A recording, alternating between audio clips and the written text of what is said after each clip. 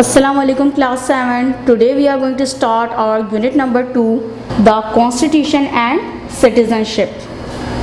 It means आइन और शहरियत. Class, constitution means the supreme document of any country, or you can say that the primary principles according to which laws are made in a state is called constitution. And citizenship means the state of being a citizen or the status of being a citizen. Now look at the blackboard. The English meaning of constitution is supreme document of any country. In Urdu we say it ain.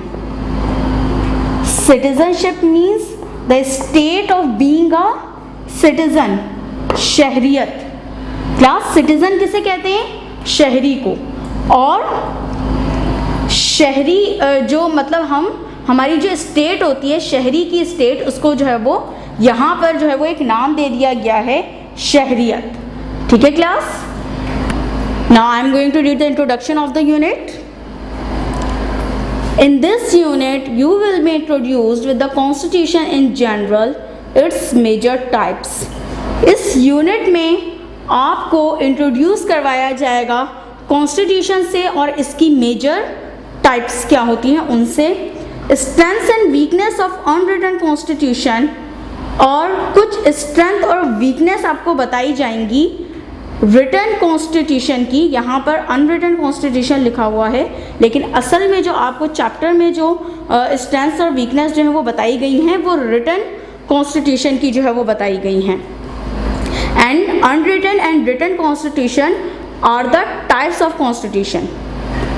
And the 1973 constitution of Islamic republic of Pakistan in particular, और ख़ास तौर पर आपको 1973 का जो constitution है पाकिस्तान का, Islamic republic of Pakistan का, उसके हवाले से जो है वो बताया जाएगा, which is the present constitution of Pakistan. You will study about volunteers and their contribution in the society. आप जो है वो वॉलंटियर्स और उनकी कॉन्ट्रीब्यूशन के हवाले से ही पढ़ेंगे इस यूनिट में, सोसाइटी में, माशरे में. This unit also describes the role of civil society organization to the welfare of the citizens. और ये जो यूनिट है वो डिस्क्राइब करेगा कि सिविल सोसाइटी ऑर्गेनाइजेशन जो है वो उसका क्या रोल है सिटीजन्स की वेलफेयर में, and how they advocate for the rights of vulnerable people of society. और वो किस तरीके से जो है वो जो वनरेबल पीपल हैं, जो कि जिनको जो कमज़ोर लोग हैं, जिनको बआसानी जो है वो जो ज़्यादती का निशाना बन सकते हैं, ऐसे लोग किस तरीके से अपने राइट्स के लिए जो है वो एडवोकेट कर सकते हैं, इसके जो है वो मेथड वगैरह जो है वो आपको इस यूनिट में बताए जाएंगे. ये जब आप चैप्टर जब आप पढ़ेंगे इसके हवाले से तो आपको ये सही तरीके से क्लियर होता जाएगा. Now class, we have chapter number 1, the constitution. Introduction. This chapter mainly focuses on the constitution in its broader way. ये चैप्टर मेनली फोकस करता है कॉन्स्टिट्यूशन में, यानी वसी नज़र डालता है कि आइन क्या होता है, आइन के हवाले से, and the constitution of Pakistan 1973. इसके अलावा ये चैप्टर डील करता है कॉन्स्टिट्यूशन ऑफ 1973, जो पाकिस्तान का प्रेजेंट कॉन्स्टिट्यूशन है, उसके हवाले से आपको इसमें बताया जाएगा. You will also study equality and the liberty of citizens, which is propagated by the constitution. और आप जो है वो इक्वालिटी यानी कि तमाम शहरी क्या हैं, बराबर हैं, और लिबर्टी यानी उनको तमाम किस्म की आज़ादी हासिल है, उसके हवाले से पढ़ेंगे, जो कि कॉन्स्टिट्यूशन में जिस पर क्या किया गया है, प्रोपेगेटेड किया गया, यानी जिस पर जो है वो एम्फेसिस किया गया है. The constitution. क्लास, मैं आपको इसकी जो ब्रीफ में इंट्रोडक्शन आपको कॉन्स्टिट्यूशन के हवाले से दे चुकी हूँ कि कॉन्स्टिट्यूशन क्या होता है. अब हम इसके हवाले से जो है वो डिटेल में पढ़ेंगे. It is a basic and fundamental law of a state. ये बेसिक और फंडामेंटल लॉ होता है किसी भी स्टेट का. ठीक है क्लास, बेसिक और फंडामेंटल दोनों जो है वो बुनियादी जो है वो चीज़ के लिए इस्तेमाल होते हैं.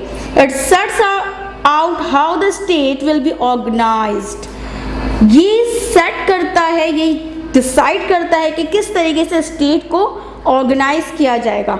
It is a body of rules establish to regulate the system of government within a state. और ये समझे कि एक रूल्स जो है बॉडी ऑफ रूल्स होता है जो कि एस्टैब्लिश किया जाता है ताकि सिस्टम ऑफ गवर्नमेंट जो है वो चलाई जा सके। It is the supreme law of state. ये किसी भी रियासत का, किसी भी मुल्क का सुप्रीम लॉ होता है, यानी इसको जो है वो आइन को जो है तमाम कवानीन में जो है वो कवानीन पर बरतरी हासिल होती है, क्योंकि ये बेसिक जो है वो आप कह लें कि सुप्रीम या फंडामेंटल लॉ होता है किसी स्टेट का। और जो उस स्टेट या उस मुल्क में तमाम कवानीन बनाए जाते हैं वो जो है वो कॉन्स्टिट्यूशन के अकॉर्डिंग ही बनाए जाते हैं, जैसे मैंने आपसे शुरू में कहा। Which lays down rules regarding organization, जो कि रूल्स बताता है ऑर्गेनाइजेशंस के हवाले से, पावर्स यानी क्या क्या किसके पास अथॉरिटीज़ हैं, and functions of the government, और जो गवर्नमेंट के जो फंक्शंस हैं उसके हवाले से। Functions of the constitution, primarily the constitution serves following functions. जो कॉन्स्टिट्यूशन है वो इब्तदाई तौर पर इन तमाम जो है वो फंक्शन, ये तमाम जो है वज़ाइफ सर अंजाम देता है। It distributes powers between federal and provincial government. ये पावर को डिस्ट्रीब्यूट करता है फेडरल और प्रोविंशियल गवर्नमेंट के दरमियान, यानी जो फेडरल जो एक मरकज़ी हुकूमत होती है उसके दरमियान, और दीगर जो हुकूमतें होती हैं जो फेडरल गवर्नमेंट के जो है वो अंडर कंट्रोल होती हैं, तो उनकी जो भी पावर्स या अथॉरिटीज़ हैं उनको डिस्ट्रीब्यूट करता है। ये बात कॉन्स्टिट्यूशन में लिखी हुई होती है कि फेडरल गवर्नमेंट के पास जो है वो क्या इख्तियारात हैं और सूबाई गवर्नमेंट के पास जो है वो क्या इख्तियारात हैं। यानी कि अगर हमारी जो फेडरल गवर्नमेंट है, अगर मैं आपको उसकी मिसाल दूं तो ये हमारे आइन में लिखा हुआ है कि फेडरल जो गवर्नमेंट है, अक्सर आजकल तो आप लोग देख रहे होंगे न्यूज़ वगैरह में कि वफाक का कुछ फ़ैसले वफाक की तरफ से आ रहे होते हैं और कुछ फ़ैसले जो हैं वो सिंध हुकूमत जो है वो कर रही होती है, यानी इन दोनों की तरफ से जो है वो फ़ैसले आ रहे होते हैं। तो ये चीज़ के कौन से फ़ैसले जो है वो सिंध हुकूमत को करने हैं और कौन से फ़ैसले जो है वो वफाक को करना है, ये तमाम चीज़ें कॉन्स्टिट्यूशन में लिखी हुई है कि किसके पास जो है वो कौन से इख्तियारात मौजूद हैं। It provides rules that govern the political process. ये रूल्स प्रोवाइड करती है जो कि तमाम सियासी जो भी प्रोसेस होता है उसको जो है वो क्या कर रहा होता है, गवर्न कर रहा होता है, यानी उसके अकॉर्डिंग ही तमाम पॉलिटिकल प्रोसेसेस चल रहे होते हैं। It provides rights and duties of the people and state. ये जो है वो राइट्स और ड्यूटीज़ मुतय्यन करती है जो स्टेट में जो लोग रहते हैं कि किसको क्या हुकूक मिलने चाहिए और किसकी क्या क्या ड्यूटीज़ हैं, उनको भी जो है वो ये बताती है constitution. It describes the relationship between the people and their government. ये रिलेशनशिप को जो है वो डिस्क्राइब करती है कि लोगों और गवर्नमेंट का आपस में जो है वो क्या रिलेशन है। Each and every democratic country has a constitution. हर जमहूरी जो मुल्क होता है उसमें जो है वो आइन मौजूद होता है। डेमोक्रेटिक कंट्री किसे कहते हैं, जहाँ पे डेमोक्रेसी होती है। और डेमोक्रेसी कहाँ पर होती है, जहाँ डेमोक्रेसी का क्या मतलब होता है कि जहाँ पर लोगों की जो है वो हुकूमत हो, वो अब वो चाहे बराह रास्त हो या फिर जो है वो इनडायरेक्ट तरीके से हो। It is a vital document according to which the country carries out its operation. ये एक वाइटल, एक इम्पॉर्टेंट डॉक्यूमेंट होती है जिसके ज़रिए कंट्री जो है वो अपने तमाम मामला जो है वो रन करता है। Constitution protects the rights of the citizen irrespective of religion, caste and creed. Constitution जो है वो लोगों के हुकूक का तहफ़्फ़ुज़ करती है। वो तमाम जो है वो हुकूक जो है वो जो बेसिक जो यहाँ के शहरियों के पास मौजूद हैं वो कॉन्स्टिट्यूशन में जो है वो लिख दिए गए हैं। तो इस तरीके से ये प्रोटेक्ट करती है राइट्स ऑफ द सिटीज़न के, और ये जो प्रोटेक्शन है यानी राइट्स की, ये जो है वो मज़हब और रंग नस्ल तमाम चीज़ों से जो है वो बालातर होकर जो है वो ये इनके तमाम शहरियों के राइट्स का जो है वो प्रोटेक्शन करती है। दस it can be said a constitution is a social contract between the government and the people. तो ये कहा जा सकता है कि कॉन्स्टिट्यूशन एक सोशल कॉन्ट्रैक्ट है लोगों और हुकूमत के दरमियान. Types of constitution. There are many types of constitution, but here we will discuss about the written and unwritten constitution only. वैसे तो कॉन्स्टिट्यूशन की बहुत सारी टाइप्स हैं, लेकिन यहाँ पर जो है हम जो डिस्कस करने जा रहे हैं वो इसकी 2 ब्रॉडर टाइप्स डिस्कस करने जा रहे हैं, जो कि है वो रिटन या unwritten constitution. The following table on next page will help you to understand the difference between them. और जो आपको टेबल गिवन है नेक्स्ट पेज पे, पेज नंबर 37 पे, वो आपको हेल्प करेगी कि आप इनके दरमियान जो है वो डिफरेंस जान सकें. Written constitution and unwritten constitution. Written constitution, it is written in the form of a book or document. It consisted of procedures. For example, the Constitution of USA. ये जो written constitution होती है ये written form में मौजूद होती है, चाहे वो book हो या किसी book की सूरत में हो या किसी document की सूरत में हो, और ये बाकायदा procedures के बाद जो है वो ये कॉन्स्टिट्यूशन की जो भी उसके अंदर जो चीज़ें जो है मतलब कंटेंट्स जो उसको होते हैं बाकायदा प्रोसीजर्स के बाद जो है वो उसमें लिखे जाते हैं. एग्जाम्पल के तौर पर जो यूएसए का जो कॉन्स्टिट्यूशन है ये रिटन कॉन्स्टिट्यूशन है, यानी कि हमारे पास जो है वो रिटन फॉर्म में जो है वो बुक फॉर्म में जो है वो मौजूद है. Unwritten constitution, it is not written in the form of a book और डॉक्यूमेंट. ये जो होता है वो किसी बुक या डॉक्यूमेंट की सूरत में मौजूद नहीं होता. It is consisted of conventions, और ये कंसिस्ट करता है रिवायतों पे. कन्वेंशंस रिवायतों पे जो है वो ये कंसिस्ट होता है, मुश्तमिल होता है. For example the British constitution.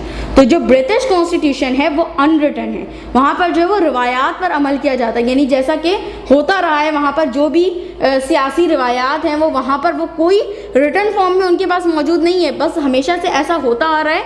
तो वो फिर जो है वो उसको उसी तरीके से जो है वो फॉलो करते रहते हैं, यानी उनके पास कोई रिटर्न डॉक्यूमेंट जो है इस हवाले से मौजूद नहीं है. मिसाल के तौर पर कि वहाँ के जो बादशाह हैं उनके पास जो है वो बहुत कम इख्तियारात हैं, तो ऐसा किसी कॉन्स्टिट्यूशन में नहीं लिखा हुआ, लेकिन चूंकि ये इनकी रिवायत है तो फिर ये उनका इसी तरीके से जो है वो चल रहा है. तो यानी यहाँ का जो कॉन्स्टिट्यूशन है ब्रिटेन का यानी बरतानिया का, वो क्या है, अनरिटन है. It is made and enacted by a constituent assembly of the people. ये बाकायदा बनाया जाता है और कॉन्स्टिट्यूएंट असेंबली जो है वो रिटन कॉन्स्टिट्यूशन बनाती है. This type of constitution is the result of a gradual process और कॉन्स्टिट्यूशनल एवोल्यूशन. और ये जो अनरिटन कॉन्स्टिट्यूशन होता है ये जो है वो एक ग्रेजुअल यानी आहिस्ता आहिस्ता प्रोसेस के साथ साथ जो है वो ये रिवायात जो हैं वो आप कह लें कि रिवायात जो है वो बनती चली जाती हैं और फिर उन पर जो है वो अमल होने लगता है. उसके अलावा जो भी कॉन्स्टिट्यूशनल एवोल्यूशन यानी चेंज विद द आप कह लें कि पैसेज ऑफ टाइम, यानी कि वक्त के साथ साथ जो भी मतलब चेंजेस आती रहती हैं, नई नई रिवायतें जो है वो बनती रहती हैं. अनरिटन कॉन्स्टिट्यूशन में written constitution it is rigid in nature.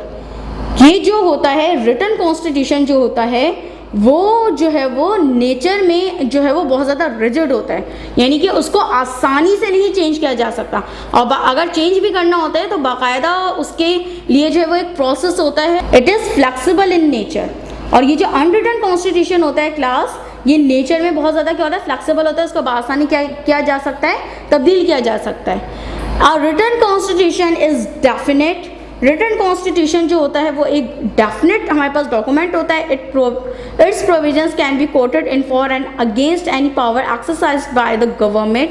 और इसको जो है वो हम कोट कर सकते हैं कहीं पर भी. अगर हम कॉन्स्टिट्यूशन के अगेंस्ट कोई काम होता देखें तो हम रिटन कॉन्स्टिट्यूशन को कोट करके जो आइन के खिलाफ जो काम हो रहा होता है हम उसको कोर्ट में चैलेंज कर सकते हैं.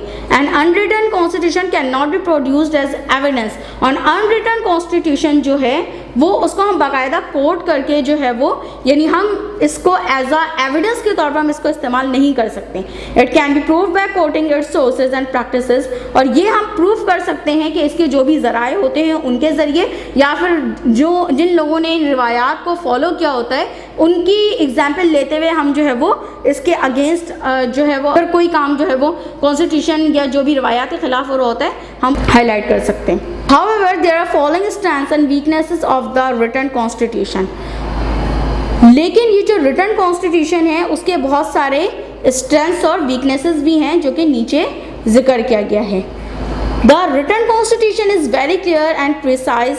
रिटन कॉन्स्टिट्यूशन बहुत क्लियर होता है और जो बहुत शॉर्ट फॉर्म में होता है। It is free from doubts and ambiguity.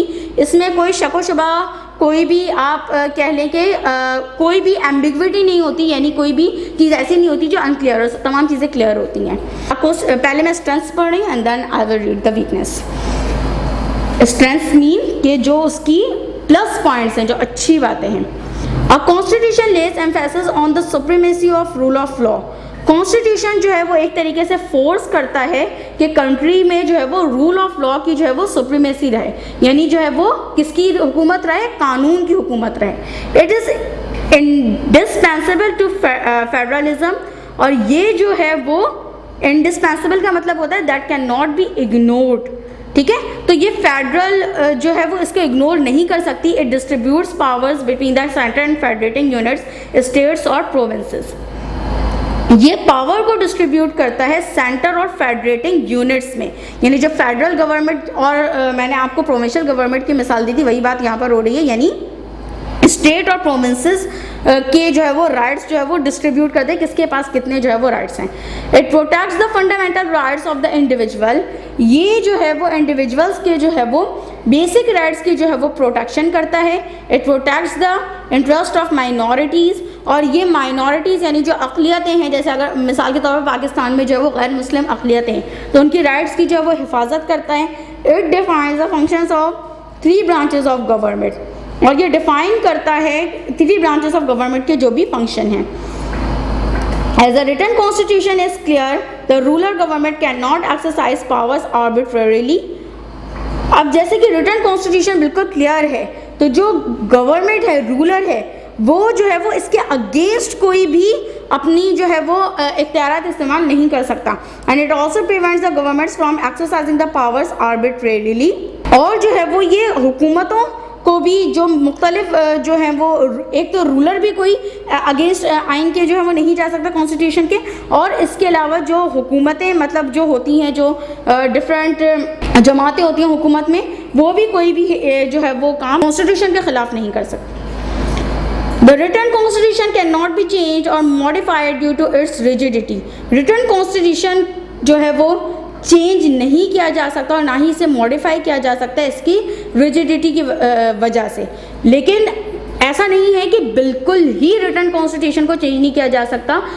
हर मुल्क का अपना एक अलग तरीका है आइन को जो है वो चेंज करने का, या उसको हम चेंज करना जो है वो नहीं कहते हैं, हम इसको कहते हैं अमेंडमेंट करना कहते हैं, या फिर हम इसमें तरमीम करना कहते हैं। आपने अक्सर सुना होगा आइन में तरमीम।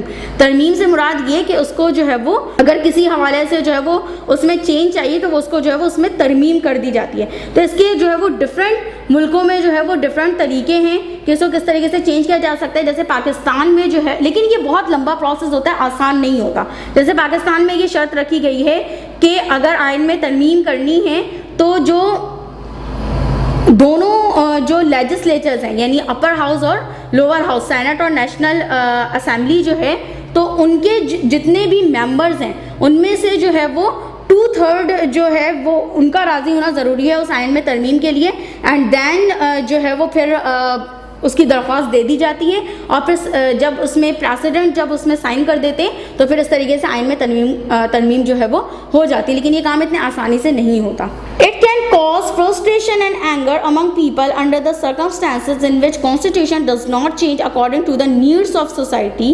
ये फ्रस्ट्रेशन लोगों में कभी कभार पैदा कर देती है, गुस्सा पैदा कर देती है कुछ ऐसी सिचुएशंस में जिसमें कॉन्स्टिट्यूशन जो है वो उनको सपोर्ट नहीं कर रहा होता। बहुत से ऐसे सर्कमस्टेंसेस होते हैं जिनमें जो है वो कॉन्स्टिट्यूशन की वजह से जो है वो लोगों को सफ़र करना पड़ता है, क्योंकि वो उनकी जो भी सिचुएशन है उसको सपोर्ट नहीं कर रहा होता, और इसको हम चेंज भी नहीं कर सकते आसानी से। और जो भी नीड्स है सोसाइटी की उसके अकॉर्डिंग हम उसको जो है वो चेंज नहीं कर सकते। It is believe that written constitution attaches more importance to written laws और ये बिलीव किया जाता है कि रिटन कॉन्स्टिट्यूशन जो है वो लॉज जो भी कवानीन जो है वो बनाए जाते हैं उन पे उनके ऊपर जो है वो बहुत ज़्यादा इंपॉर्टेंस देता है। As a result the importance of public opinion decreases. अब जब कवानीन जो गवर्नमेंट की तरफ से कवानीन बनाए जाएंगे उनको ज़्यादा इंपॉर्टेंस हासिल होगी, तो जो पब्लिक ओपिनियन है तो उसकी तो इंपॉर्टेंस खुद ब खुद कम हो जाएगी। अब हुकूमत ने कोई भी जो है वो कानून बना दिया, लेकिन पब्लिक ओपिनियन जो है वो उसके हवाले से जो है पब्लिक को ये चीज़ जो है वो कंफर्टेबल नहीं है। इससे क्या होता है, पब्लिक ओपिनियन की जो इंपॉर्टेंस है वो डिक्रीज हो जाती है। It does not give much importance to the conventions, और इसमें जो है वो रवायतों को कोई अहमियत नहीं दी जाती, बस जो लिखा हुआ है उस पर एज इट इज़ जो है वो अमल होता है।